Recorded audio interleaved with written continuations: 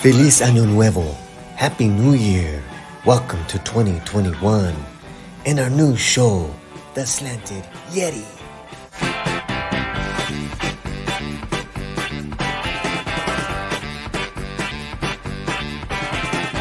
Esclavo de noche, nos habla con bote, nos hablan sus manos, noche tras noche, noche tras noche, soñando con carros, cuatro charros, la cruz en sus brazos por vida con mi sapo, la cruz en sus brazos por vida. Good day to you all. It's PAULIE. It is, oh my God, it's 2021. What's happening, everybody? So we made it. What a relief. Oh, man. Welcome to the Latino Slant channel. And if this is your first time, I want to thank you for joining us. My name is PAULIE, and please make sure, do a couple things for me right now. Subscribe if you haven't, please do that. If you have, make sure that you are subscribed. We have a lot of new subscribers over the last couple of weeks, so I want to thank you guys for being here. Hope you guys had an amazing holiday season. I know me and Mrs. Slant did as well, and we'll get into all that fun stuff in a little while. Today we have a special show, and we're going to try to do this every week with this great YouTuber that I've been following for I would say the last couple of months. So it's okay. Happy New Year. Prospero año. I wish everyone health, wealth, and abundance. And I think that's it. New people. Yeah. And the show is The Slanted Yeti. So The Slanted Yeti, we're going to talk nothing but Hollywood news, TV, and film. And for us today, we're going to talk about the first episodes of new seasons of Vikings and Cobra Kai. But let's bring in our co-host. Let's just bring him in. YetiCast. What's up, Yeti? Hey, how's it going? Man, I'm excited. Happy New Year. Oh, Happy New Year. Man, that introduction is so much more positive than I do on my channel. It was great. I mean, okay, let's just say right now, and I want to thank the great Clobbering Times for stepping in and wrenching for us. He'll grab links along the way, guys. If you haven't, subscribe to YetiCas because he's got some very biting, dark, twisted humor to his reviews, and I'm like, I like this guy. Yeah. This guy brings out the darkness in me. You know, and I try to do it with love too. You know, I just like twisting what's on screen, and it's hard to do it with something I hate. And you can see that with the Birds of Prey thing, because I couldn't go any further than that one video. Oh my God, no! But your review on Fat Man is yeah, that's someone that really hooked me. I was just like, this guy's onto something. So I'm excited that we're gonna try to do this show and see where it takes us, bro. Yeah, me too. I wanted to do this for a while. I was trying to get my whole thing, whole head organized, and then you reached out to me. I'm like, yeah, absolutely. Cool, man. So before we start, which our first segment is going to be some Hollywood quick takes and some funny stuff, guys, as well. And you know, we got a little surprise here and there, and then we're going to jump into our reviews of Vikings and Cobra Kai. Let's say hello to the people in the chat. First guy that popped on in, Means with Destruction. Happy New Year. And you know, at any time, Yeti, you can Yeti out as well. Okay. Theme Park Casual. Hola, hermanos. Hey, what's up, brothers? Hola, hermanos means hi, brothers. Oh, okay. I don't know if any. Did you know that? Do you know any Spanish? No. That makes I know cerveza, Negro cerveza. Let's see. Well, you said black beer. So Yeah, I think dark beer. I think you meant Jasper dark beer. Yeah. Truck stop is in here. Giovanni, Giovanni, is that the correct? Because I'm thinking it's cerveza moreno, no, isn't it? So Oh, we'll don't see. ask me. No, I'm asking truck stop who's in here. Okay, All right, we got accidental tourist. Hola chat, and of course the great clobbering times. What's up, my brother? Happy New Year, man. I hope you and your son and your family are feeling better. Wookiee supremacy. Órale, mi hermanos. Okay, so there he put a little thing on the E. You see that, Yeti? Yeah. The only thing he technically got wrong, and first of all, hello, Yeti, Happy New Year. Mi hermanos, it would actually be mis hermanos. So pluralize, plural, everything. I don't know if that makes sense to you, Yeti. He's like, whatever. I know, right?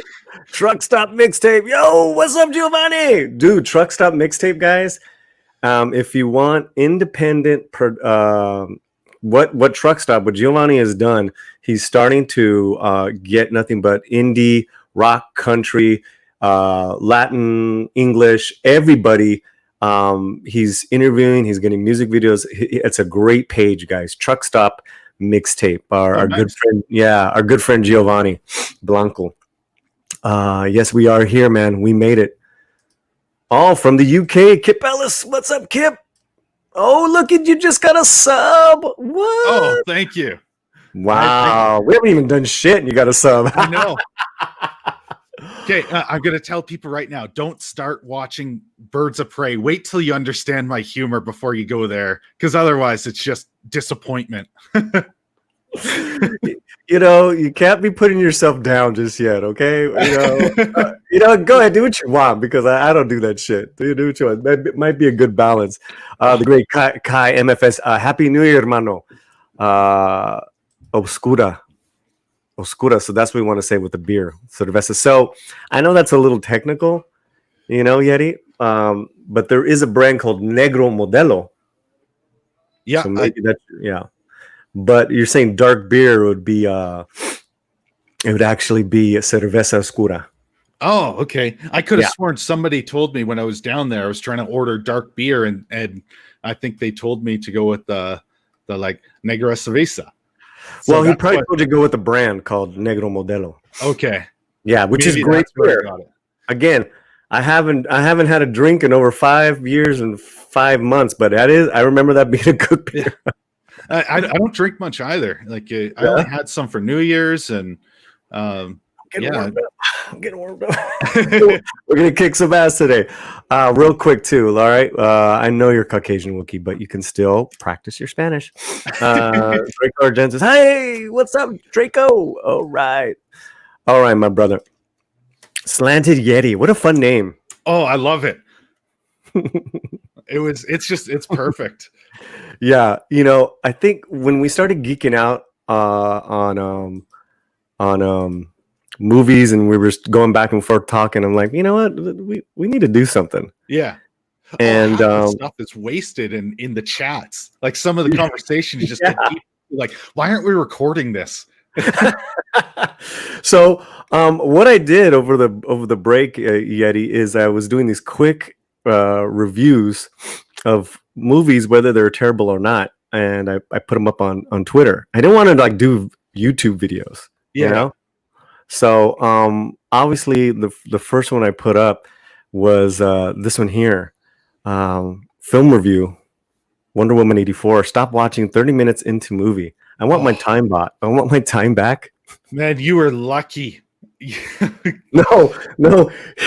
Here's the thing. You talk about torture. The family days later wanted all to watch it together. And I'm like, okay, guys, I only made it 30 minutes. And these guys like everything. They turned it off an hour into the movie. I was like, man. An hour in is when the first interesting thing happens in the whole film. I'm currently doing my review for it. So I've gone through the movie a couple times, and oh my God, that first, it's hour 15 minutes is painful. I mean, I just saw the writing on the wall the first 30 minutes, and I was like, I can't. I can't. Well, there's two opening scenes. There's entire 10 minutes that is pointless, and then they restart the movie. Well, apparently Jenkins fought to have that in, which to me that was the only entertaining part. The obstacle course, the race. Yeah, with the little girl. It was probably the only entertaining part for that first 10 minutes, and then it sucks. But it doesn't relate to the film. There's nothing earned. Yeah, it's almost like it was from like Wonder Woman or what do you call it, Justice. It was like leftovers. Yeah, it's like, oh yeah, we paid all this money, so let's throw it in there. Yeah. The next movie I saw, YetiCas, was it's a new film. It's called Honest Thief. This is a bad film, not the worst, just forgettable. Some decent action and Liam making cool bombs. Love my in-depth analysis of now.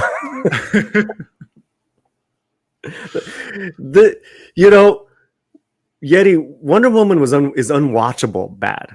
Oh, okay. This was watchable bad. There's a big difference. Yes. Yeah. Yeah. I can get behind so bad it's good, or just, I don't know, silly fun where it's like, okay, this is ridiculous, but I'm gonna grab some popcorn and just sit back for this one. Yeah, we'll bear through it, Yeah. But the thing with these, like I said, there was some decent action, so I appreciated some of the action, and then him making the bombs. There's a little montage was pretty cool, but it was pretty lame. It was pretty forgettable. And the thing is with this movie is Liam has really shown his age. Oh, okay. I think he was supposed to basically retire from action movies, but they kind of brought him back in with how successful. What was it? Wow, I just blanked on it. Yeah, whatever. I like Taken. Yeah. Taken was such a big success; it kind of brought him back into action roles again. I mean, they're like 6 movies now he's done with. They're all the same. Like he gets screwed over, he's making cool things, and then he, vindicates himself. You know what one I was really surprised with was The Gray. Oh, was that in the mountains? Yes. Yeah, in Alaska. Okay, well, I'm gonna put that on the list. Yeah. All right. I dug that one. Okay. Oh, maybe we can. We'll bring that up on the next show, bro. Yeah. So far we got some real stinkers. A fun watchable one.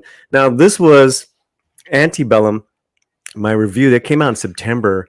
Again, Yeti. These I had the last week or so we were just chilling with our family watching movies. Janelle Monáe is impressive. First half is decent with interesting plot twists, but its potential falls apart badly in the third act. That's Hollywood right there. Yeah, that's Hollywood right there. They don't know how to. They got a great idea, don't know how to deliver in the end. Well, I think kind of the issue now is they're so they want to put out a visual spectacle, and so they give up on the story behind the idea. They're like, okay, how can we make this idea flash? And then there's no substance to get behind.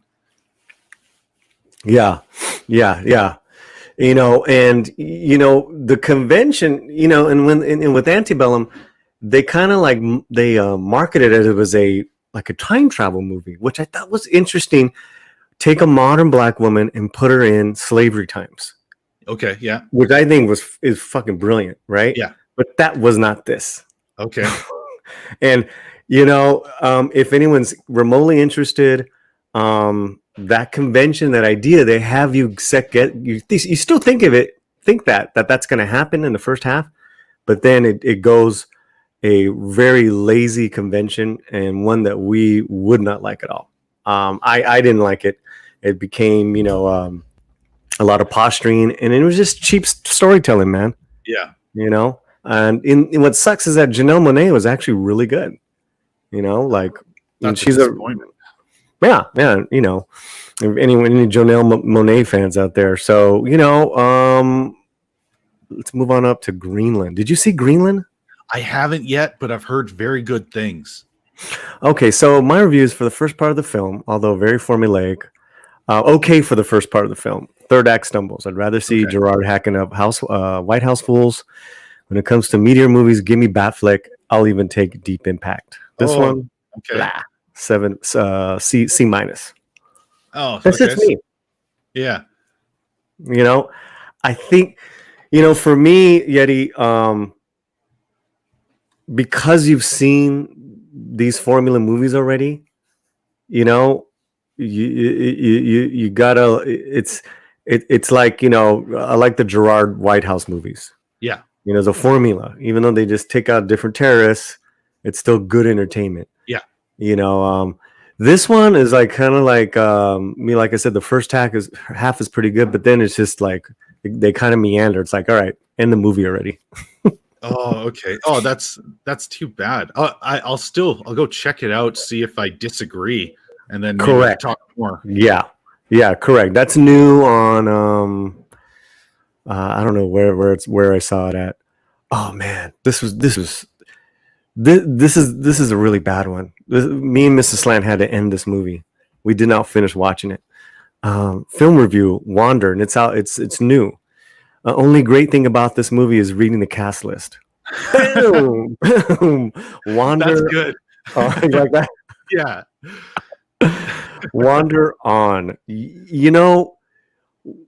So their characters are cool. The premise is cool because their characters are too off the grid, like kind of underground radio conspiracy theorists. They have their own little right, and they transmit out in the desert from their what do you call it? Their RVs. Yeah. But it's just bad.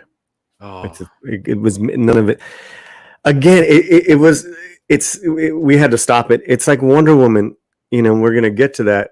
It's just when you're throwing too much shit into the story just to make it like, more than what it is, I don't know what they were. You could cut 35% out of Wonder Woman and it wouldn't make a difference. No, that's a mess. They needed to hire an editor. Oh, I mean, yeah, we're going to get to that in a second. Okay. My last, probably the greatest film review. It's called The Legion. This was released earlier this year. I don't know where it was. Perhaps one of the greatest bad movies I've seen in years. Mickey Rourke plays a Roman general. He's got nicer nails than Mrs. Slant. And yes, it's that bizarre. Add lame green screens and lamer sword fights, and you got a winner. F+. I couldn't stop watching this movie. No? Okay. Because it was so... Well, it's so bad because there's no... They say like it's about legion, like elite, 2 legions from the Roman army trying not to freeze. The legionnaires trying not to freeze. We never see them. We see one guy who's a messenger trying to get a message to Mickey Rourke, right? And it's just him running in the fucking hills for like 2 hours. It seems like naming your movie Legion is a death sentence. The only other one I remember was that terrible one where there was like people fighting demons in a gas station. That was years ago. Well, did you see that? I didn't, bro. But let me tell you, we got new movies to watch, right? I will say though, watching anything nowadays where you give a monologue to Mickey Rourke and he's got these nails. Look at those are nails. Those are his fingernails. Can you see that? Enhance. Let me see. There we go. Look at that. I'm confused. Yep. What? Yep. And he's got a pirate hat. He's got the little what do you call pirate eye patch.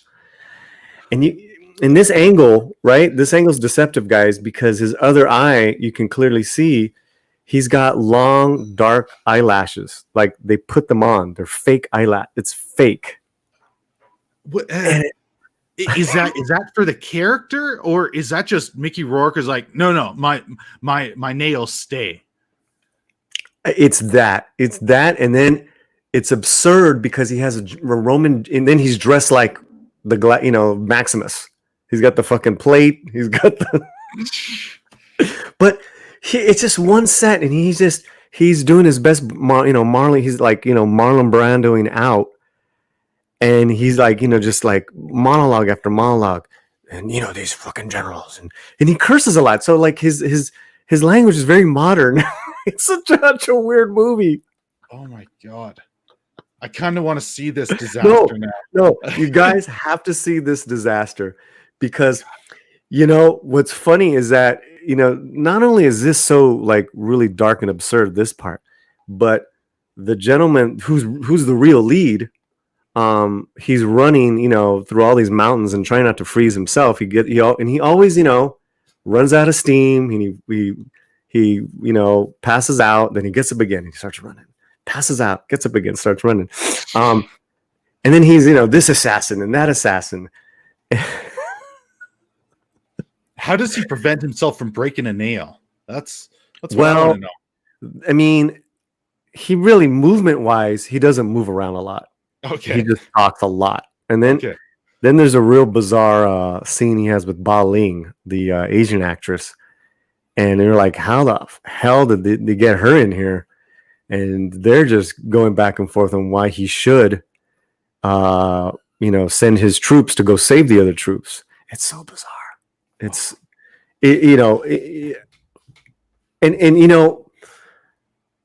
some level there is production money, because you got Mickey Rourke, but that's about it. The green screening is so bad, the props are so bad, the sets are so bad, and then the sword fights are just.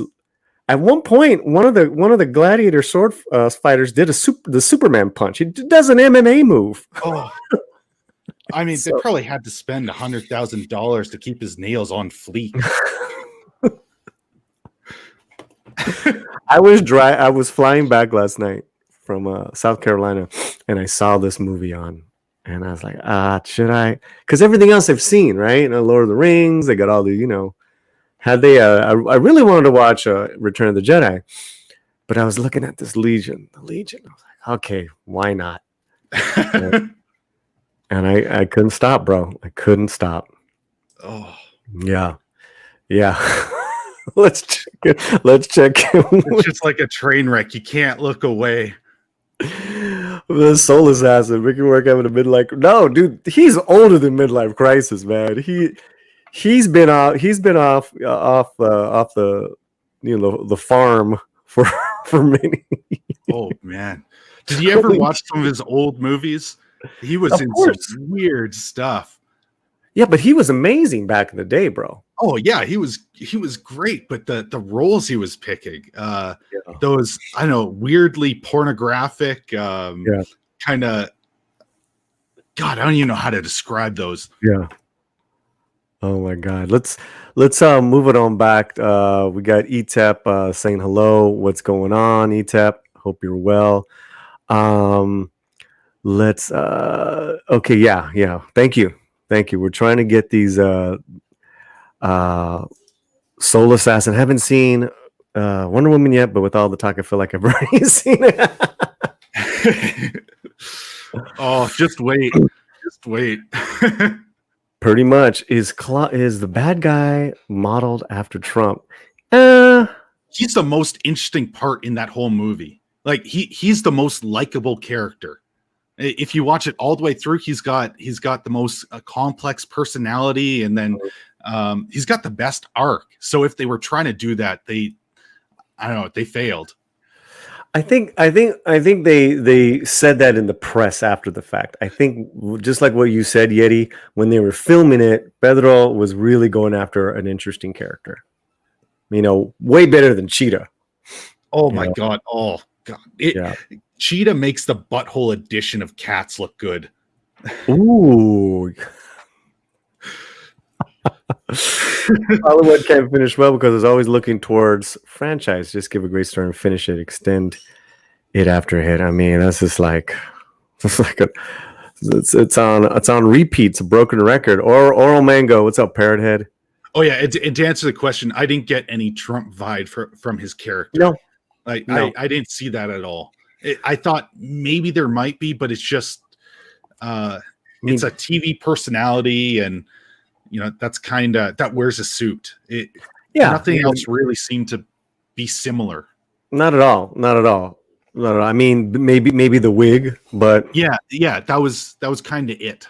yeah, I think if anything, Biff Tannen was modeled after in Back to the Future 2, which we can jump to our first little story. I wonder how Mickey's short-lived boxcar affects.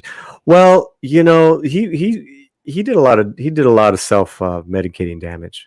So he's lived a hard life. The Wrestler was a great movie, though. Yeah, but how many movies as a wrestler can you do, Yeti? Oh, yeah, you know what I mean? Not many, but that was a good movie. Yeah, no, I agree. He got the Academy Award nomination. I don't know. I don't think he won.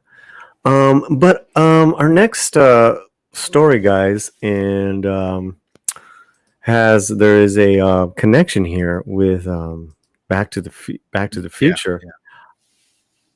Mike Fenton, casting director for Steven Spielberg's E.T. Back to the Future, dies at 85. It's unfortunate.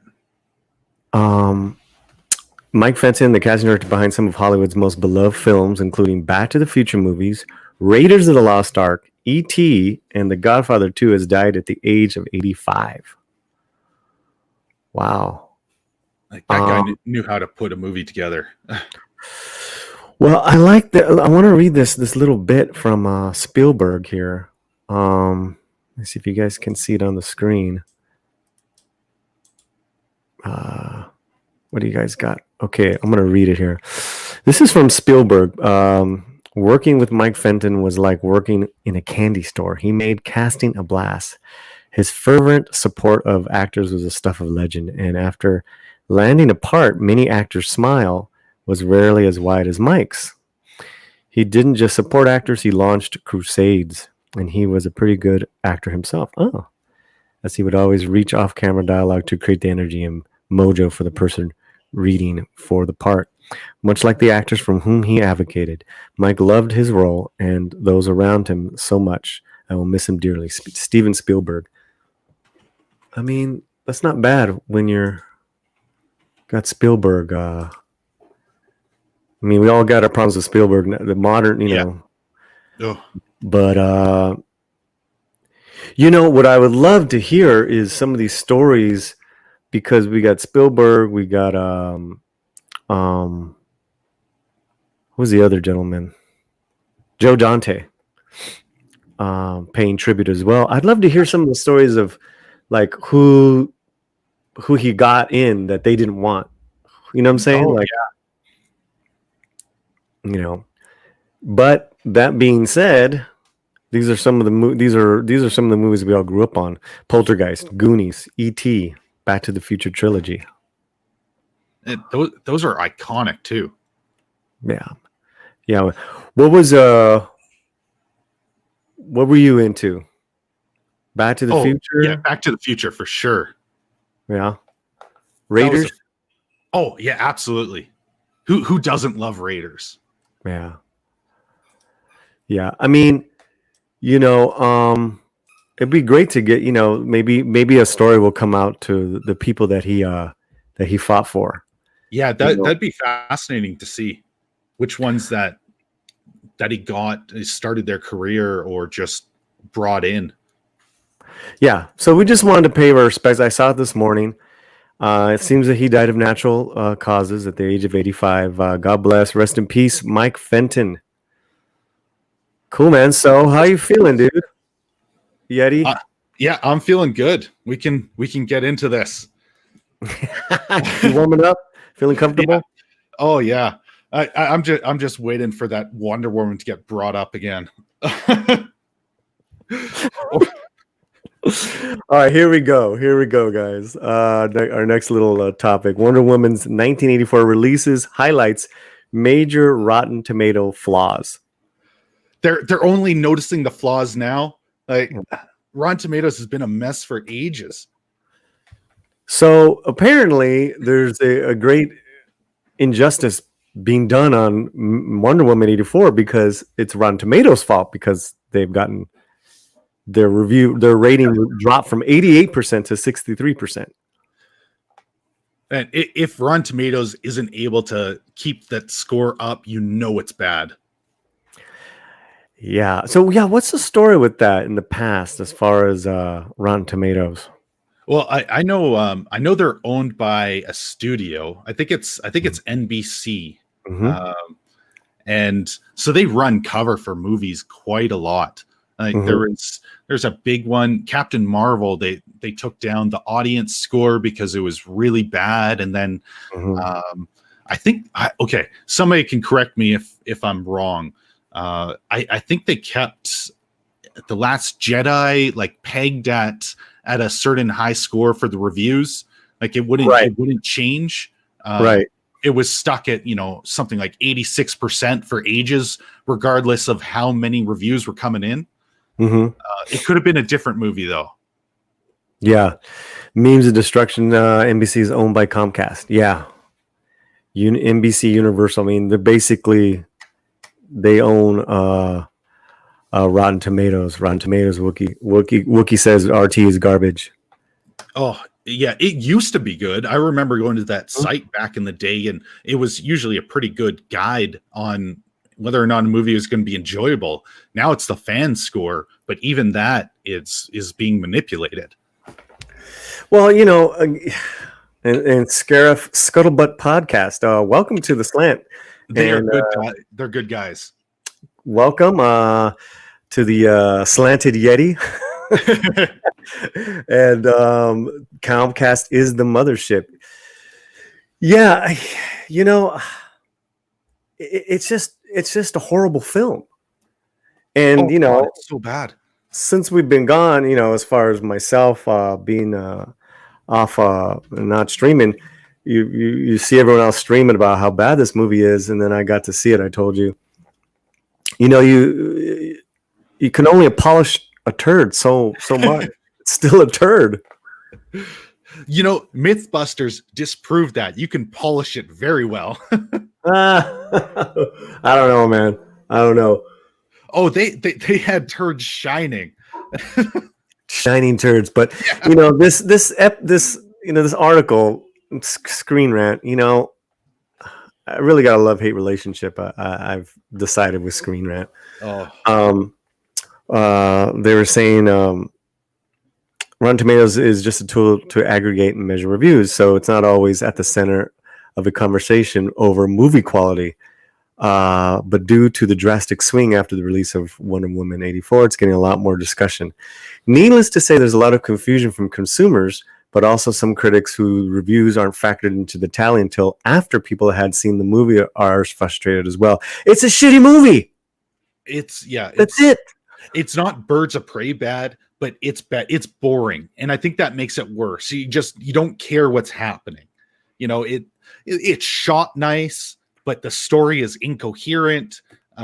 Things just pop out of nowhere. I'm getting anxiety. They needed to go over that script several more times, because there were a couple good things in there, like nuggets that could have, if they focused in on that story, it would have been Yeti. Nuggets don't make a 90-minute film, and even a 90-minute film is short. And I could not imagine. I can't believe that I got through an hour of it. I told you I first turned it off at 30 minutes. I was like, man, it's 2.5 hours. Oh my god. Yeah.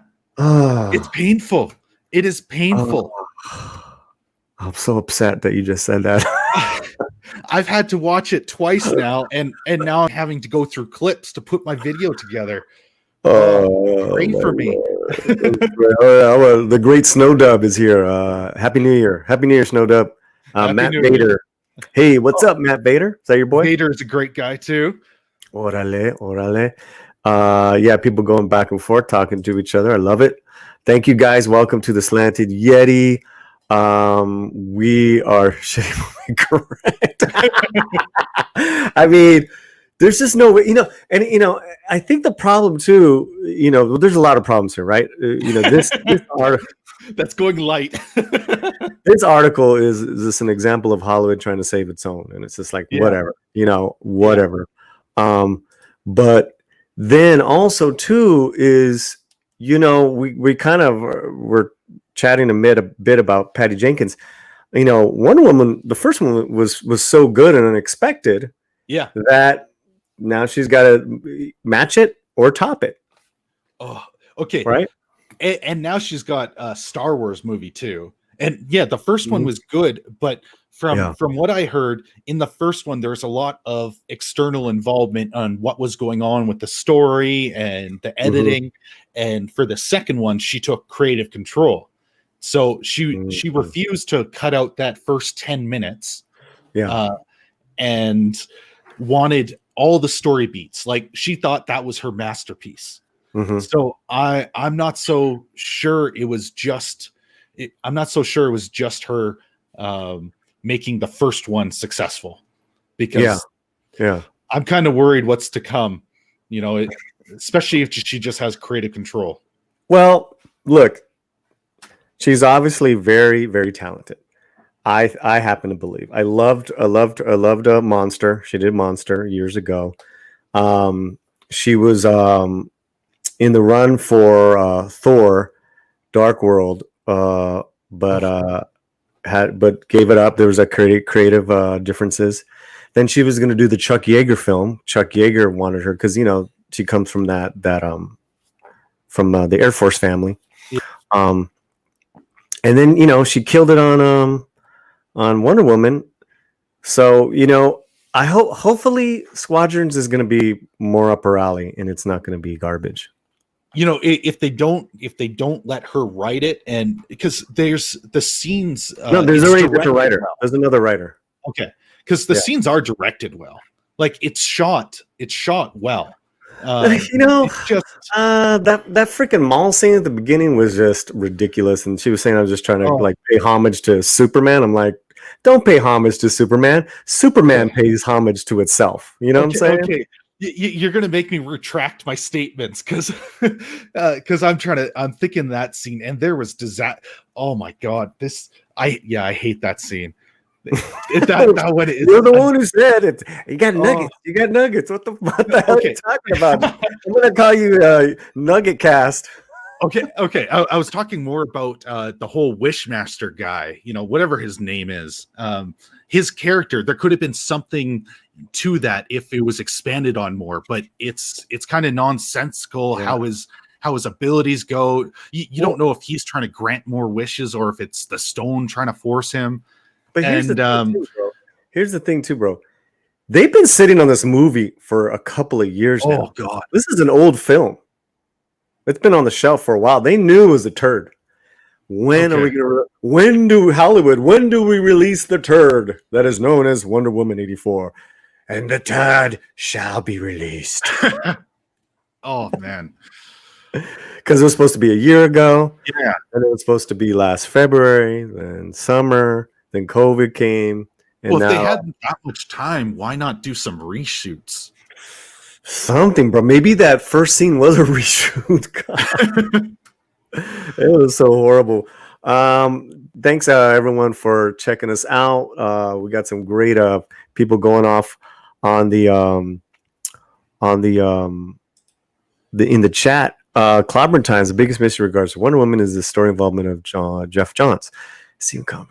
Wait, he was involved? He's a good writer. So now how did that happen? Well, you know what, Clobberin, and look, this happens all the time. Trevorrow, all these other great writers who have some legit credits. They'll keep their credit because it was in their contract, right? But they basically probably turned something in, did some involvement to a certain point, and the studio just said, "Thank you." I'd want my name pulled. I would not want. I don't even think you have that right. It's so weird, man. The contracts, because it's a lot of money too. It's a lot of money. Give it up. Just give back the money. You're saying he was a comic book writer for over 20 years. He probably took the payday. Oh, I don't know, Clobbering. I don't know. That's your world. That's the clobbering world. Clobber, comic book world. You clobber, Jeff Johns. Get back to us. Because he's responsible for some of the best runs over at DC. Oh, okay. Yeah, All right. he did, But you know, that's a not my wonderful world. run with. You know, my world is, Yeah. you know, movies and TV. So it's they're different. They're different mediums, man. And you know, the easiest thing we could talk about is books going into movies. Well, from Very hard to what I adapt. hear, the guy is too nice, so he just gets run over in Hollywood because he tried to make that jump from doing the stories in comics to more Hollywood stuff, but he's just I hear he's a nice guy and that doesn't fly. So his ideas are just like tanked. We'll wrap this up and we're gonna move on. Yeah. Johns is listening to story credit and screenplay with Jenkins, but Johns is also a big higher up at DC, and I'm sure he is, my brother. But in Hollywood, they don't give a shit. All right, this is a slanted Yeti. This is not the Latino slant where I'm all nice and I got the hat on and I got, you know, and I'll make an announcement about our first Latino slant show this week. I'll make that announcement here. But this is where I get to be with Yeti. We get to be twisted and we get to be, you know. I'm much nicer in real life. You know, it's not not as mean as my videos might make me see. Right. Yeah. Okay. All right. Before we thank you everyone. Hey Justin Proper, Happy New Year, bro. Before I get to that, we're gonna give you guys and ourselves a little treat. A few of some of the more Mrs. Slant is here, so I gotta keep it down. Some of the more beautiful women of Hollywood have welcomed the new year in a proper way. And I just wanted to share with you guys because sharing is caring, right? Sharing is caring. And the beautiful Salma Hayek wanted to wish you guys a happy new year. And Salma says, never have been more grateful for being healthy and in contact with nature. Last days of 20. God bless Salma Hayek. Thank you for being in tune with nature, Salma, because we're all about being in tune with nature here on the Slanted Yeti. I'd love to spread her guacamole. Oh my god, nice. See, I didn't say that. But yes, there you go, my brother. There you go. See? And January Jones is also a famed actress from Mad Men. Have a crush on. It took some effort to get out of my sweats, but I'm determined to celebrate the end of 2020 with lots of sparkle. Chili, donuts, and my little fam. What? Whatever. Cheers to more gentle 2020. I just love this outfit. Hello, January. Happy New Year. Happy New Year, chat. This is for you guys. For you guys. Yes. I love how you had to get all quiet. You know, I could hear the dishes in the background. You know, like she might have heard a little nice things. Mm-hmm. Might be in a little trouble. Yep. Guys, shut the fuck up.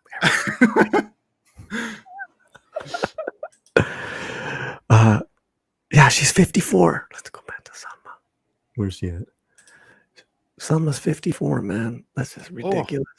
Ridiculous. But you know, more importantly, she wished us happy New Year, so that's all that matters. Yeah. 54. That's and like actually, Angel's Wonder. Yeah. She turned 54 only a few months ago. Where's her? I mean, we can just make this a whole show right here. The Selma. 54 last October. Yes. Shh, everyone just be quiet. Don't tell Mrs. Slant. I know. I feel like I have to be quiet too. Mm-hmm. You know, my voice is going to transfer through all your headphones, and she's going to. Good God. Anyways, thank you for wishing us a happy New Year. And I happen to think for, you know, I don't know how many fans of Beta we have out there, but she's for being a 50-something-year-old woman, this is pretty stunning, I think. You know, welcome 2021 with open arms. I have no expectations. I'm just going to be chill, still, and grateful. I like it when actors can be can be quiet and grateful. What about you? What do you think? I don't know. Has an actor ever been quiet? No, but right now. Okay. Oh, right now. Okay. Forget all that. This is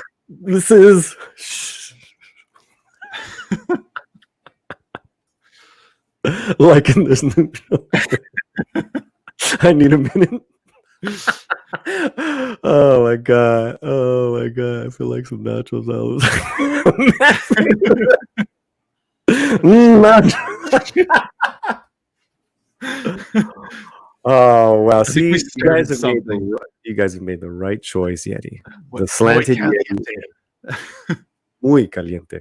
Oh, I just wanted to pay tribute, and you know what? I need, even though she did not do a. If you give me a couple minutes, I might go pay tribute. Oh, so someone said Christina Hendricks actually did not do a New Year's. She did one of her dog, right? And I'm like, yeah, whatever. No one cares about the dog. No one gives a fuck about the dog. But the picture before. Happy Sunday. Enjoy your. When did trash bags become fashionable? Yeti. Love the trash bag. It's like burlap sacks are in now. But to me, this is like, it's so amazing. Like, this is like, you're like, what? Okay, so we were promised hover bikes and flying cars. Instead, we get a burlap sack on hot women. I do not like this future. You don't like that look? I think that's pretty hot, man. If you don't like it, that's all right. Quietly watching gracefully aging Hollywood beauties, potential advertising reaches potential. Oh, Crimson Mist. You are not wrong. I know my audience. My audience are you homies, and the Latino slant. Now the slanted Latino delivers. Yes. She can wear trash bag. And yes, amen. Amen. See, why are you talking smack, Yeti? It's my thing. Oh, see, now I don't even know why I clicked on that. Yeah. I guess I'm in the minority on this one. And then let's check in with a friend of the slant. She's been on the show. She is one of the stars of the TV show. Talking about the great Noemi Gonzalez. Wait, she's been on the show? Oh, so yeah. Don't okay. Yeah. Don't make any bad jokes. No, see, this is from Christmas. Feliz Noche Buena, mis amores. Merry Christmas, my loves. Warmth and the spirit of these holidays to you and yours. That's nice. I like that. Besides, I love the picture, but I like that. Yeah. Happy holidays. See, I love it when when the actresses that we love and that we go and support and all that give back to the community. And look you can see right here, down here, our own Kai. Kai liked that photo. Good man. Yes. I know. I just be careful because I heard things go silent on your end. So your wife might be close right now. Oh no. There's a door between this stream and Mrs. Slant. So why is the Latino slant? Keep that PG. Hold those ship. Nice. Christina can never look bad. Well, yeah, I'd agree, my friend. I agree. That was fun. That was good. I believe in having fun. We have to give back to the community. We do. The Slanted Yeti is all about the community. It brought some positivity to the world. Yeah, finally. Yeah. Okay, so now we're gonna talk about our TV shows that are so promoted here. Yes. We're gonna go. Do we want to go Vikings first and then Cobra Kai, or do we want to go Cobra Kai and then Vikings? Well, I know Justin Proper was asking about Cobra Kai, so I don't know if he's still there, but The real question is Cobra Kai season 3, yay or nay? Yeah, it's a yay. It's a definite yay. But we're just talking about episode 1 here. Yeah, right going through that, right? Yeah. Right. So, yeah, what are your initial thoughts and reactions on episode 1 of Cobra Kai season 3? Oh, I thought it started off like with a bang. It had some great moments in there. Start seeing Johnny kind of falling back after the bad news of the end of season 2, which was okay. Come on, that was a huge ending. Like that was awesome. Yeah. I thought that this first. Let's get to the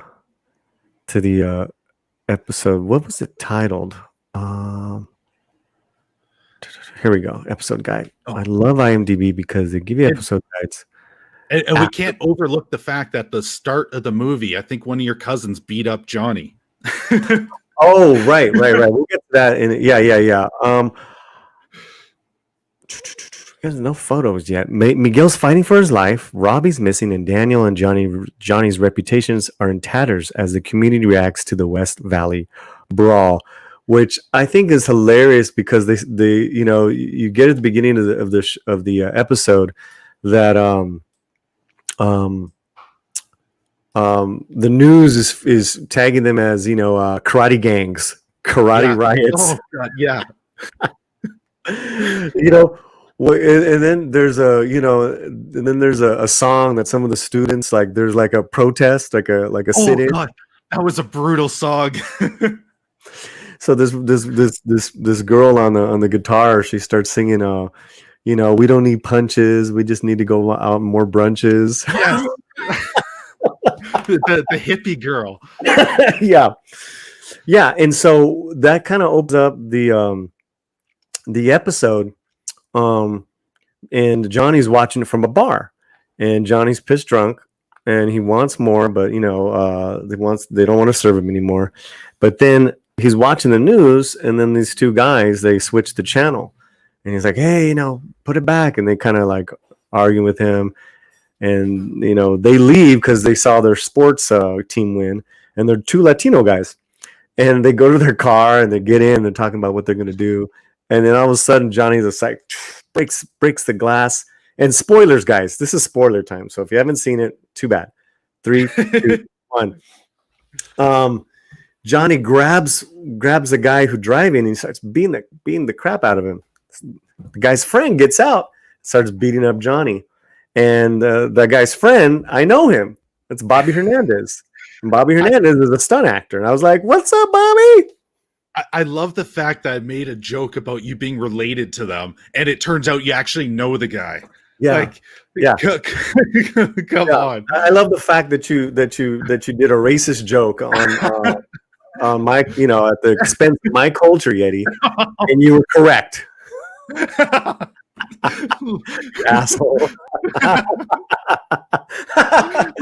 It's all good, bro. It's all good. Oh God, it just makes it that much sweeter. Yeah. And it's done with love. So and then he gets thrown in jail, and again, I'm already loving the humor of laughing at PC stuff, laughing at the silliness of how people can be. The show did that so well too. Yep.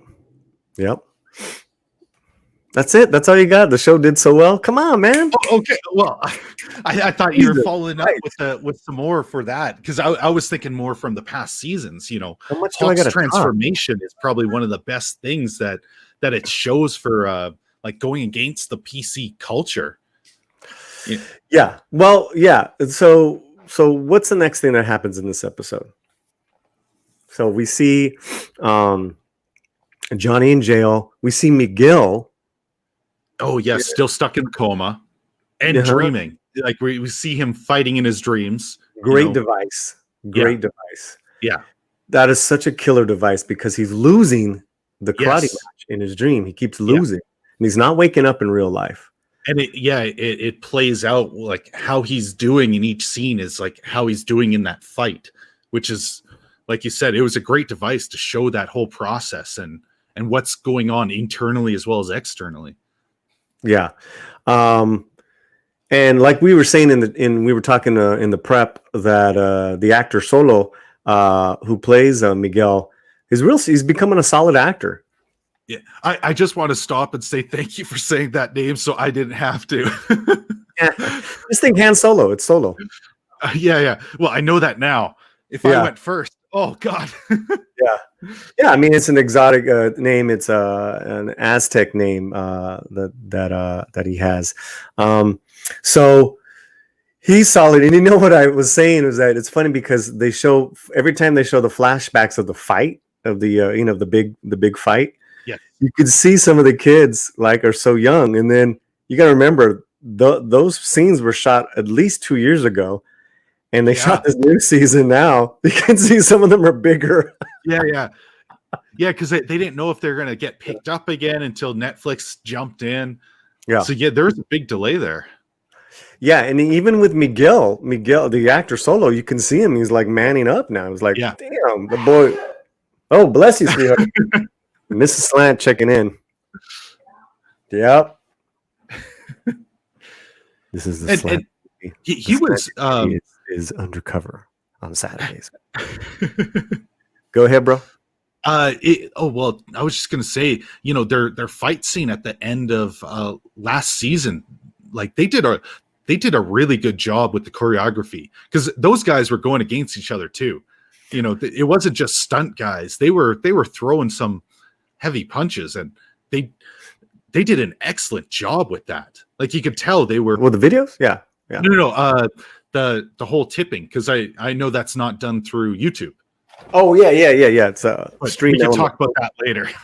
Sure, yeah. So let's check in with the Scarif says I only watched the first 2 episodes. Good so far. Yeah, so did I. I had to stop myself because I'm like, okay, we're just talking about episode 1. He is talking season 1 because I have been spending the last several months trying to convince him to watch it, and he finally broke down. He's like, okay, guys, I'm gonna watch.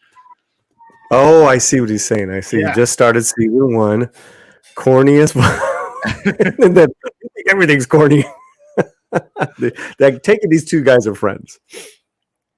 All right, cool. I don't think it's too corny, because they really did a good job with bringing the characters from the Karate Kid and forward in life. Like that's how you do that's how you do these reboots well. So going back to episode episode, so everything's in disarray. All the kids have been suspended for 2 weeks. The son, is it Ronnie? Lawrence's kid? He's on the run. Lawrence. No, Robbie. Robbie's on the run. And Sammy has she's a little PTSD there. She tries to go out to school. Yeah, that was a good moment. And both Johnny and Daniel are feeling massively guilty. They just manifest it differently. And I mean, that's why the show is so damn good, Yeti. Yeah. Is that they're respecting our legends. Yes. Oh, that is so true. That is absolutely true. And because I think they were giant fans of the original, and they brought that forward. And their life stories, it works out so well. Johnny being affluent, and then Daniel using the skills to end up making himself successful, but almost forgetting some of those things along the way. He's almost a bit of a bully in that first season. Yeah. So there's a PTA meeting, and him and his wife go, and they're in the front row, and they're talking to the board. And then you hear in the back, because Daniel gets up and he's like, when I grew up here, I was bullied and karate saved me. Yeah. And then someone yelled in the back, "No, it's not. I heard you were the bully." That was a great line, because that was for years, that's been a different version or a different take on the Karate Kid story. And when you watch it, it's pretty true. There's he goes the one area you might not is the beach scene, because Johnny did kind of push Daniel. But that I think it was more of a culture clash, because he's a kid from Newark. He doesn't take any shit. He's got an attitude. And it's so different than that California beach, attitude. But it's funny because these guys have almost switched characters. Yes, exactly. So Johnny gets bailed out. Remember the bail bondsman's like, "You better show up to court, bruh. I'm gonna get you, bruh." And Johnny's like, "Okay, bruh." Like, just try it. Yeah. Yeah, so there's so they're obviously they're feeling horrible about everything that's happened. So Daniel and there's a good moment because Daniel's looking for Robbie, and he actually runs into his daughter at the old Miyagi-Do, which anytime they go to the old Miyagi-Do set, my heart just goes like, "Oh, that's cool." Yeah. Where she's like shell shocked, and she's like, "What happened? I thought we were the good guys." And he's like, "We are. It's just, we messed up." And was it who asked him? Who asked him? Oh no, wait. I'm getting confused later on in the episode. It's towards the end where Miguel does wake up from the coma, and he says the same thing in a way to Johnny. He says, "I could trusted you." Oh, that might be episode 2. Oh shit. Yeah, I know. That's why I had to stop. I had to stop watching because I knew I was gonna let things bleed in. Yeah, my bad. So okay, all right. So we episode 1. Where were we? So they're hunting down Robbie. You're seeing where everyone's at, and obviously Miguel's mom doesn't want Johnny around. But towards the end, where Johnny's looking for towards the end of episode 1, Johnny goes to look for him. Yeah, they found out that Robbie stole a van. Right. Yeah. Right. But also too that Johnny goes to Daniel goes to look for Johnny at the Miyagi at Cobra Kai, because he's like, "I have an idea," and that's where he discovers that Kreese is not only back, but it's Cobra Kai is his again. I can't wait to see more Kreese's backstory. Seriously. Yeah. He is a good character. I love his prince. I love that I hate him. Yeah. Yeah. That he can make you just want to punch the guy. I know, and it's really hard not to talk about the second episode. I know. Because we're just talking about episode 1, season 3. Trying to break down that first episode. Yeah, it doesn't let you down, especially if you like season 1 and season 2. Yeah. And it's got the same humor. He's almost kind of like, each character, like we said, the main characters have taken a step back as far as where they were in their lives, and trying to help these kids out and be good teachers. Again, so many great messages here is that no, we're not perfect. We're fallible. And this is what happens when you train people in the wrong way. You were saying? Yeah. And then Hawk is he's back to his original spot where people are laughing at him. He's reverting back because he got kicked into the glass. And so the nerd is kind of, the king right now. Yeah, and his old friend, he actually got the chicks to notice him. He's like, "You guys know who I am?" Yeah, there was a little bit of that. That was pretty cool. And if you noticed, the black girl who was in season 1 and 2, she's written out. She does not exist in season 3. Aisha. Yeah, Aisha is not there. And that's probably, if anything, my only criticism of the series is that they have so many great characters. You can't keep up with all of them. Yeah. Yeah. I kind of got the feeling that they're pulling back a little from mid season 2. It got a little, I don't know, CWE. It was kind of teen drama, and it seemed like they pulled back a little bit in the start of season 1. But you need that interaction, that element of because Johnny and Miguel it's so key to why the first season worked. Like you need that relationship. But mid season, you got to go back to father and son. You got to go back to these two men. Yes, with their beef with each other, their history with each other, and then their kids, their students. Absolutely. No, that's where the show really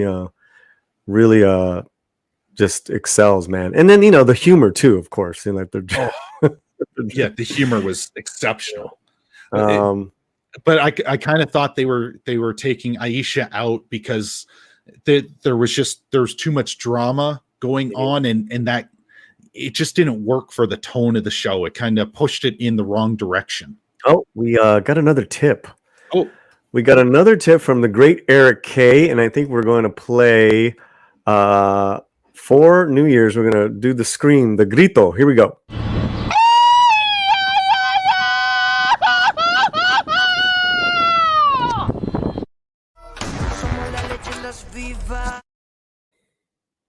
You were too kind, Eric K.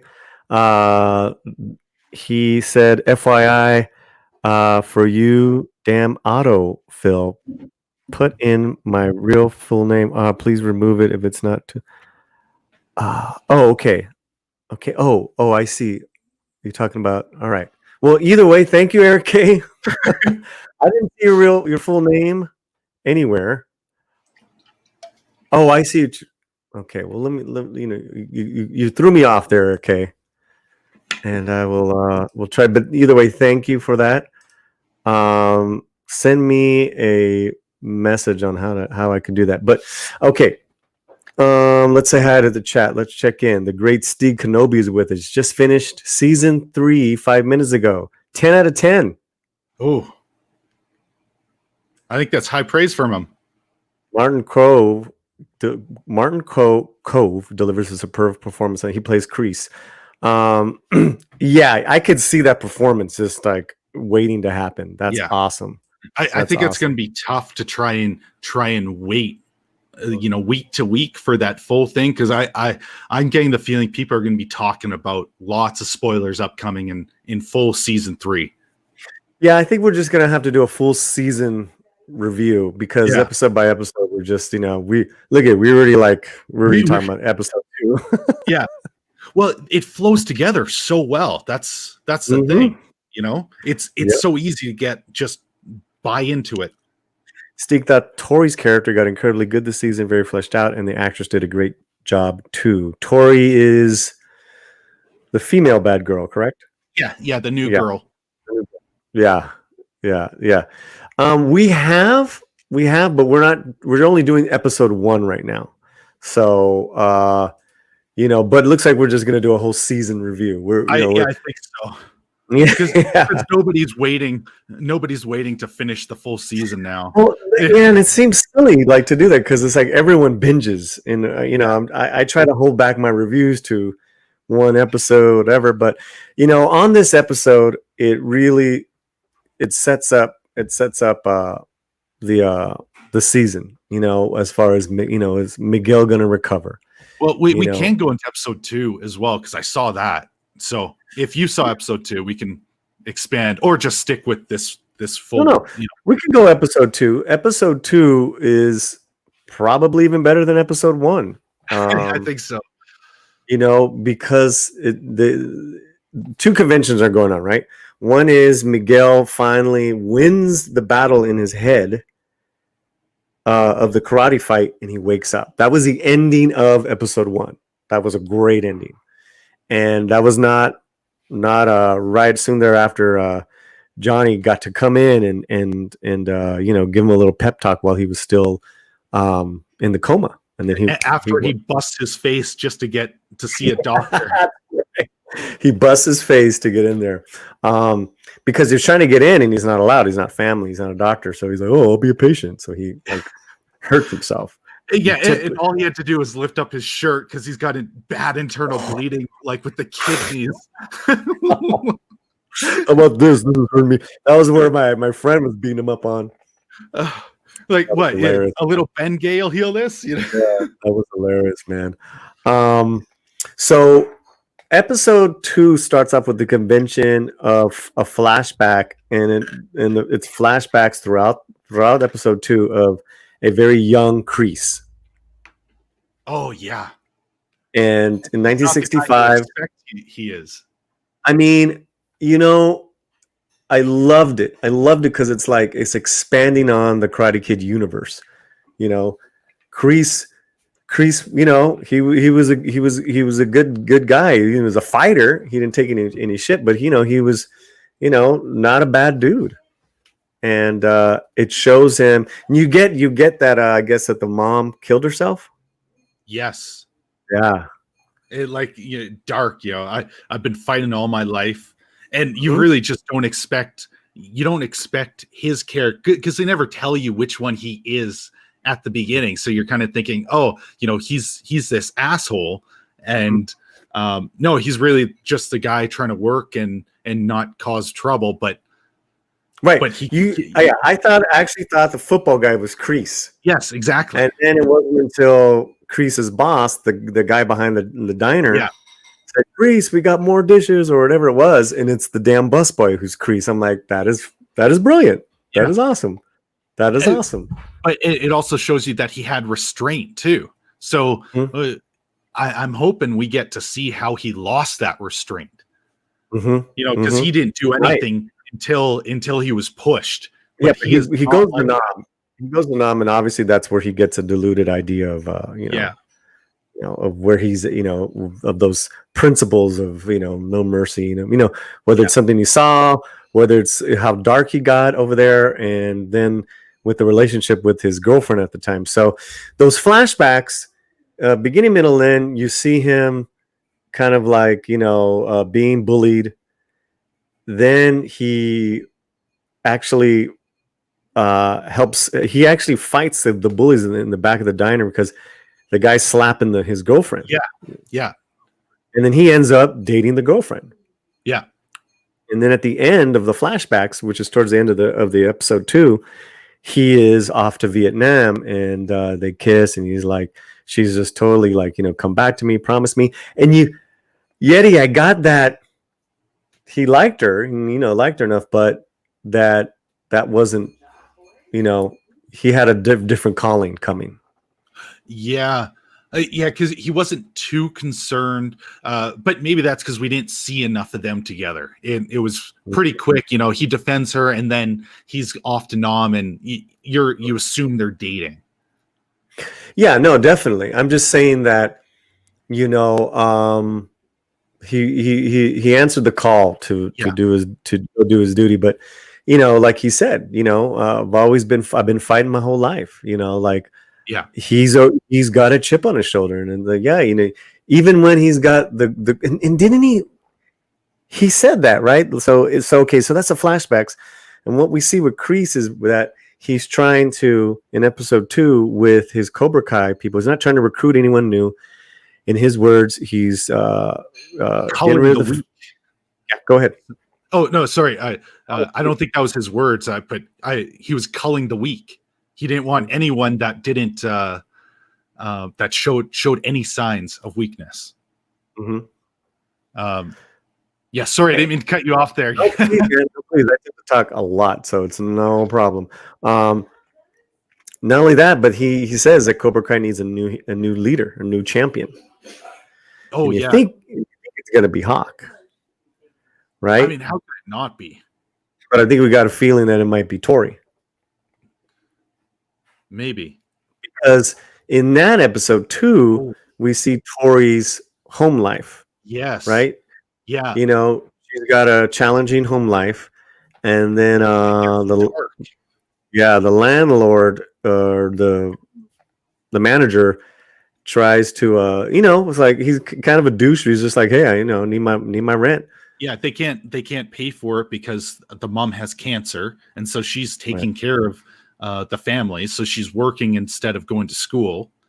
And that the landlord's like, well, if you can't pay, maybe you just need to show up to my place. And we also have to remember, she's high school here, so he is like the guy is terrible, trying to avoid using certain words. No, he's a he's a pig, but he tries to put his hands on her, just like kind of like a little like caressing, like come on by my place tonight, we'll work something out. And she just does a nice little Aikido reversal of his wrist, and he's like, eh. Yeah. Like, I don't think your probation officer is going to appreciate if I say anything. Like, yeah, but I think if she says you were trying to sleep with a minor, I think she's going to win. Yeah. Yeah. But the setup is that she's still it's still open. Yes. Yeah. So she's got her troubles, and then Kreese tracks her down and basically says, he basically takes care of that problem for her. Yeah, but we don't see it. It's just it's assumed, like it's he becomes the enforcer, kind of like the bully of his past. He does that to this guy, and threatening to cut off his finger. Oh yeah, okay. Yeah. Never mind. Scott, we did see that part. That's what I'm getting. Yeah, that was shown. That's what I'm getting. That's why she returns to the dojo towards the end of episode 2. Before we go on, because I want to talk about Daniel-san and what Johnny are doing, which is hilarious. Stieg says Cobra Kai is delivering on everything the Star Wars trilogy failed to deliver on. Polar opposite. So true. Yeah, it's absolutely true. Yeah. I think we said this months ago too, when there was the initial release on Netflix, was that Disney, pay attention. This is how you get it done. So our heroes team up. Daniel-san and Johnny go and look for Robbie. Yeah, and I love that moment too. We got our problems, but this is bigger, so we need to deal with this like men, That Robbie's more important than our BS. Yeah. So they kind of go on then it becomes like a little bit of a road movie because they're driving all over trying to find Robbie, and they track down the van. And they track down a chop shop, and they start beating up the guys in the chop shop. Johnny loses it and is like really hurting the guy, and Daniel-san is trying to stop him. He's like, dude, you're going to kill the guy. And then they fight each other. So this was the only moment I thought where they went wrong. Because you see them blow up, like you're gonna kill the guy, like he deserves it, we gotta find Robbie, and they start fighting each other, and kind of again, now they're mad at each other. That seemed, I kind of wish they snapped out and like, what the hell are we doing? We've got this kid that needs us right now, so let's stop and go forward. We could deal with our things later. I kind of wish it did that instead of just storming off. I think sooner or later they're going to have that Apollo Creed Rocky Balboa rematch, and really quelch it, you know. And I'm just pulling up some photos from before, so while we're talking, but because you're right, but and I believe this was Tori, right? Yeah, that's Tori. Painless, yeah. This whole fight was something else. So, and I'm telling you, man, they all got older. Yeah, it's hilarious. Just look at these two photos. So yeah, Robbie's on the run. Now they're, they're they all the show is so good because it'll stop from the silliness for a moment and get and put in some real issues. And that is Robbie's mom is in rehab. She was kind of a Yes. silly character, really kind of like not important at all in season one. Then she comes back and she's been in rehab and she's all healthy looking and all this stuff. And even though there's some silly, you go to this silly yoga thing and it's still like grounded in reality. Robbie shows up there at the rehab, correct? With his mom? Yes. Right. And unbeknownst to him, Danielson leaves Johnny saying you're a lunatic, but goes and gets the phone call from the mom, and he's like, he's here, he's at the rehab, he showed up. Yeah. So he goes, and it's a nice moment of like, I failed you, I want to help you, and Robbie's kind of believing it, but then what happens? Then the police show up, and the guy blows up like, you're just trying to stall me to so I could get arrested, and he can't see that he's trying to help, because if he's on the run, he's going to be in so much more trouble than if he goes willingly, Right, and that was his thing. Looks, and he says, "Look, I talked to a lawyer. You're gonna, this is gonna happen." And in reality, he's right. It's just that this is a scared kid, right? But the reality is like we got the lawyer. We talked to the cops. He even said, "I'm gonna visit you every single day. Like I'm gonna be there." And then he says, "Don't bother." And his heart, everyone's heart is broken again. It's like, oh man, that was a good scene. And then we get to Miguel, who had been asking for his sensei, realizing he's up, he's conscious. He realizes he sees a scene with the doctor talking to the mom outside of his room, which makes no sense. Why would the doctor? I know. That bugged me a little bit. Yeah. The way he finds out that he's not going to be able to walk, or they don't think he's going to be able to walk. Just telling him right in front of the room with the windows open, like no curtains closed. Yeah, that was kind of a lame device. It's like, couldn't they have figured something out a little more clever? Yeah. And him looking through the mirror and seeing the mom's reaction, and he realizes he can't feel his feet, and he may never feel his feet again. Johnny slips in, and they have a talk, and he's like, "Sensei, I trusted you," and that was a fantastic scene. That was powerful. Like it starts off, they're kind and happy, and then it slowly degrades as it's kind of realizing, why did this happen? Why did your way of teaching fail me? You told me to hold back, and that got me in this position. When in reality, he's right. Like he did the right thing. Yeah. He showed mercy, and that wasn't weakness, and it backfired. Yeah. Yeah. And so they're both our heroes, their good intentions have backfired. Right then and there, with Robbie going to jail, and then Miguel kicking him out of his room. And then we go back to Kreese, talking about he finally has trimmed the fat. This is like a small group of loyal Cobra Kais. He's like, we're gonna do it right. And then Tori shows up. Yeah. As the new champion, and or as a potential new, because he's talking about we need a new champion. So yeah, man. Did I miss anything? How's that sound? I think that covered it, because I think she shows up right at the very end there. Yeah.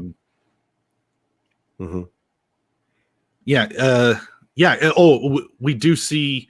Oh no, I think that's next, where we actually see Robbie in jail. And at that point, that's when I had to stop, because I knew everything was starting to bleed into my own memory. Right. Yeah. So here's the image there of Kreese towards the end, just basically like, we've trimmed the fat, and then she walks in, and that was earlier. What's that? Oh, he's gonna raise some monsters. Yeah, like that's gonna end up being. What's that? Bloody hands? Oh, I don't know. That maybe there's that in episodes to come. Yeah, that's later because I don't remember that. Kip Ellis says, I have not watched in a bit. Do you need to watch the first films? Films first. Stig recommends that, and I do as well. Yeah, well, at least the very first one. The next ones, they're kind of playing a little fast and loose on some of the things that happened in the sequels, because there's a whole thing where Kreese wasn't the actual owner of Cobra Kai. There was some other business guy, and I think that they cut that out. But they are keeping in parts of the second. That's when Daniel goes to Japan. Yeah. So I know we're going to see those characters come back. Yeah. I would definitely recommend watching at least the first two films. Yeah, at least but the show does show good flashbacks, so you know what happened. Like it does. Well, it pertains to all three movies. They'll talk about Kreese's involvement in the third film, and they even made a joke at one time about the business that Daniel-san and Miyagi had with the Miyagi plants. Yes. Yeah. As a joke. That is, so I would definitely say it's first two episodes in, we're off to the races, man. This is really, really entertaining. And I think we'll just go ahead and hit a season review. We'll shoot that out to you guys. Yeah. Yeah, I think so. Because it's so easy to talk about it as a whole, rather than each individual. And everyone else has watched the full season already.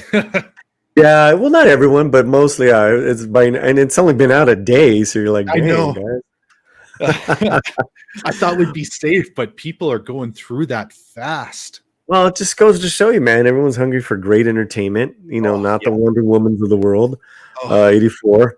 I was. No, sorry. Go ahead. No, I was kind of worried when Netflix bought it, just because of some of the things they've done with their other productions, because they kind of insert a lot of things into show these days, and I was really worried it was going to take away that edge that Cobra Kai had. Because they make a fun of everything, and they do it in a hilarious way. But if you take that edge, it's not the same show. So, big thumbs up so far. We're excited about it. I am also excited about the final season of Vikings, and what Amazon Prime Video and History Channel have done is that they dropped the entire season on Prime Video for a limited time, right? And then they're going to, if you don't have Prime, don't worry. They're going to start showing and air dating the episodes on the History Channel, which I think is kind of interesting, because not everyone has. A little backwards. You'd think put up the episodes together on each platform. Well, yeah, let's watch the trailer. Why don't we watch the trailer? Let's have some fun. That might the full trailers could get you a copyright claim. Well, we're going to talk over it, and okay. we won't watch the whole thing. And we can always turn down the music to the commercial. And we'll watch a little bit of it. And you can always just take them out after I edit. We'll edit them. Oh, here we go. It's a couple minutes long, so Bjorn is mortally wounded. And and he's got some scenes there, but he basically gets on his horse and kind of rallies the nation, behind him. Yeah, to finally come together, and it's powerful because he's on his deathbed as he's going out there. Like he's nasty got deathbed, yeah. He doesn't care. This is for his people, and they come out immediately, and this is a dead guy, and I'm gonna prove it. Start nailing him with arrows, and he just takes it. Like, dude, yeah. So killer, man. And It's like so that final bit of strength raises his sword, and it's just Mm. powerful because everybody's dumbfounded, and he's putting the fear of God into the other army, Mhm. and it gives and rallies his own people to fight, to be strong. Kip Ellis. I have not seen this either, but it looks good. I'm trying to finish off The Crown on Netflix first. Yeah, put it on your list. And I think Kip, what we'll do is I think we're gonna start doing big season reviews together, me and Yeti. But I know that the Rise and Shine of the Valkyries, they're doing retro reviews as well. So you might want to check their reviews out. I'm not Ron Burgundy, I'm out. Ron Burgundy just reminded. What did I do? I must have missed this Ron Burgundy joke. Paulie is Ron Burgundy. Oh, did I spoil stuff, or was it the Eric K thing? You know what? We'll all apologies. Happy New Year. I love you. Oh man, my 7-year-old might have to be in bed when I watch this one. Yep. Because besides the bloody violence, there's some good old fashioned nudity and. But also too some very kind of like some harsh scenes as well. So yeah, they don't hold back in this show, which that was the time. We're talking the 900s. Bjorn is dope. Yeah, man. And sorry, much apologies again, Eric K. So we'll get that settled. Nothing. Yeah, personal. but what was ruined? No, I don't know, but we'll move on. So this episode, it's a fantastic episode, King of Kings, and you can now watch the entire final season on Amazon Prime, and then I think we'll just do some reviews on that. And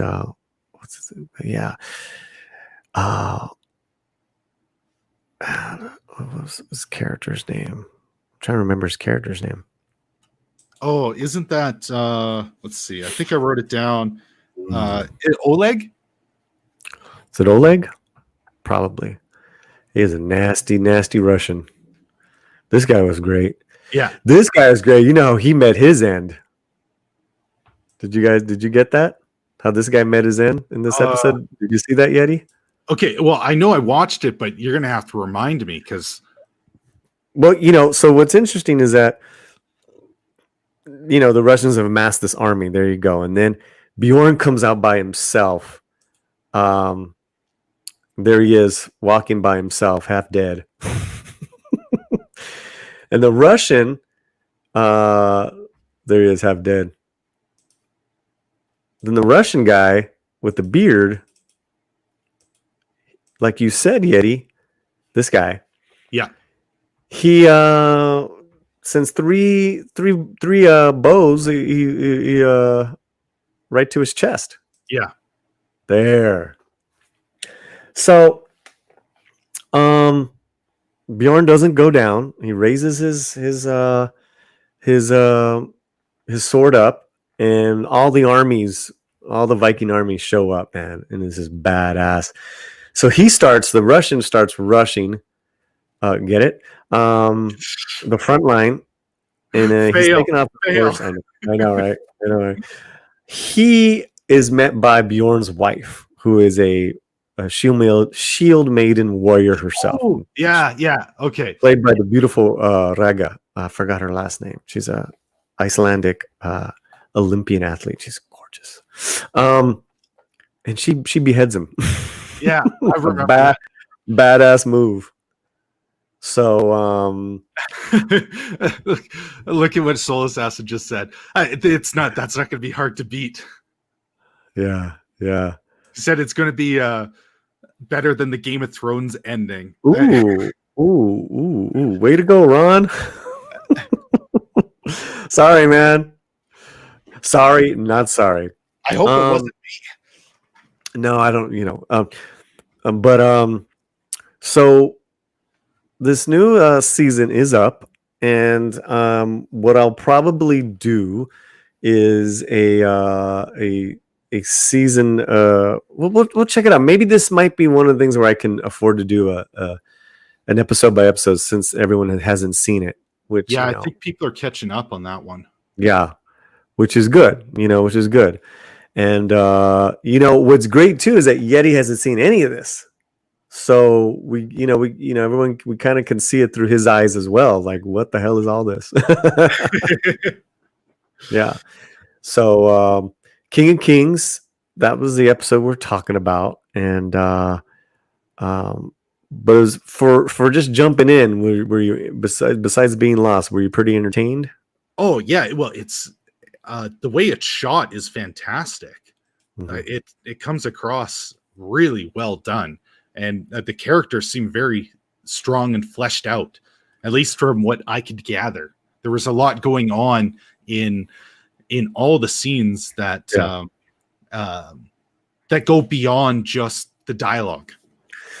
Let me tell you, this one episode and the way it's filmed, the production value is 100 times more than the Legion starring Mickey Rourke.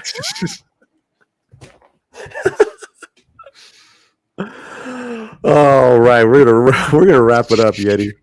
Okay, wrap it up.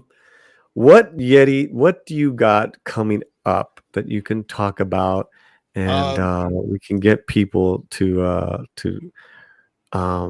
check you out, my man? Well, right now I am working on my Wonder Woman 1984 roast and review, and I'm hoping to get that out soon. It's been taking me a long time to work on the script and to get to a point where I like, and I still feel like I need to tweak it, but I need to put something out. So that's going to be the next thing. And then I know I haven't come up with any plans yet, but I'm going to try to do a bit more live streaming on the channel. So basically go check out my videos. Start with something other than Birds of Prey first, because it just won't make sense. And I think Paulie saw it. It's just ridiculous. So start with other videos than that, and then maybe it'll make sense. Look at this. You're up to 190 subscribers, man. Oh, nice. Yeah, I got some from today then. That's awesome. Yeah. Oh, and you can find me on Twitter and Parler and Subscribestar at YetiCast. Everything is basically YetiCast. Yeah, man. Yeah. Very good. Very good. So, chat, I hope, I think we got a good little 1-2 punch here with the Slanted Yeti. And, it'll going live is definitely a different animal than recorded videos. Oh, absolutely. Yeah. So I really appreciate everyone being here. Hold on, Soul Assassin. I got an announcement to make. Please don't leave. Oh. No one leave yet. What I have is for the next 2 months, great guests from amazing artists, visual comic book artists, to actors, to more incredible musicians. We just confirmed the drummer of Los Lobos. He's going to be with us in a few weeks. We talked about Bobby Hernandez coming on. Yes. He appears in the first episode of Cobra Kai, and he's also in WandaVision. He's a great stunt actor, and it'd be great to hear about his career and his journey. So, but before anyone leaves, our very next live show, which is the first Latino Slant show, we are going to feature and have on the show my girlfriend, Mrs. Slant. Oh. And Romy Diaz. That is her name. And absolutely in love with Romy Diaz, of course. She is Mrs. Slant. She is going to be reprising her role on 911, Fox's 911. This is her as the commander. And that episode comes up in a couple of weeks, but she is going to be joining just me this Tuesday we're going live with Mrs. Slant, Romy That's Diaz. very cool. And there she's in kind of regular clothes just for a little photo shoot there. That is this too. Look at there she is in her full outfit. That's pretty dope. Acting is we'll get to find out about her career, some of the roles, and the fun that she's having as an actor. And of course, just what a great girlfriend she is. Look at me after all the trouble I was in earlier. But that's going to be this Tuesday. I'll get the time out to you guys. But Mrs. Slant is going to be joining the Latino Slant for the first time. Romy Diaz. So please mark your calendars. I'll put that up within the next couple days. But she's got that role coming out. So it's like, now's a good time, sweetie. Come on the show. Yeah, that's fantastic. Yeah. And it's always good to talk about her career. The thing is too, she, it's going to be a lot of fun, guys. So please mark your calendars. Yes. Romy Diaz, Miss Slant will be with us. And that'll kind of kick off our first Latino Slant show. And you inspire me as well, Accidental.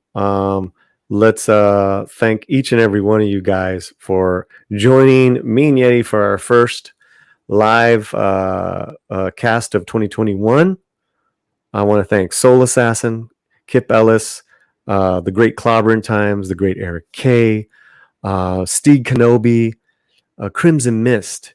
I want to thank Justin Proper, Snow Dub, Wookiee Supremacy. You had a couple friends that came on by. Who do you got? I know there was Theme Park Casual in there. The Theme Park, yeah. Memes of Destruction. Sorry? Memes of Destruction, Theme Park. Yeah. Matt Vader. And Scarif. Yeah, Scarif. The Scarif podcast. Yeah, Scarif Scuttlebutt podcast. Thanks for coming by. Awesome, brother. Yeah, I think that's it, man. I think we got everyone. No Dub, Justin Proper. Thank you, brothers, for coming on by. Hope you enjoyed the show, Yeti. Oh, wait, we also had Backyard TARDIS. Oh, yeah, okay. Yeah. Nachos. I can't forget about him. Yeah, can't forget about the Backyard TARDIS. I think that's it. As far as people who and Bone's great. Yeah, I'm trying to go off my memory. It's a little taxing for me. Great, guys. Yeah. So in this for the Mrs. Slant show, I will dress up. I will not be looking like this. Oh, what? So I wasn't good enough? You couldn't dress up for me? No competition, bro. You're a good guy.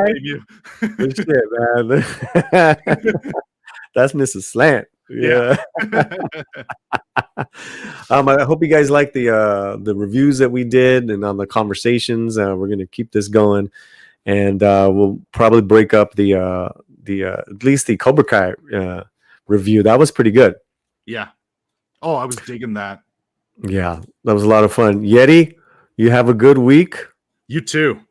And guys, everyone be safe out there. And we'll catch you next time. Paz y dale gas.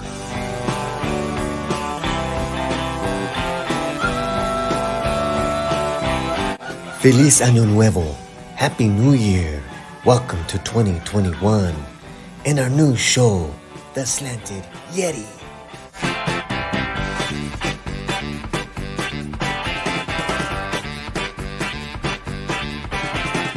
Esclavo de noche,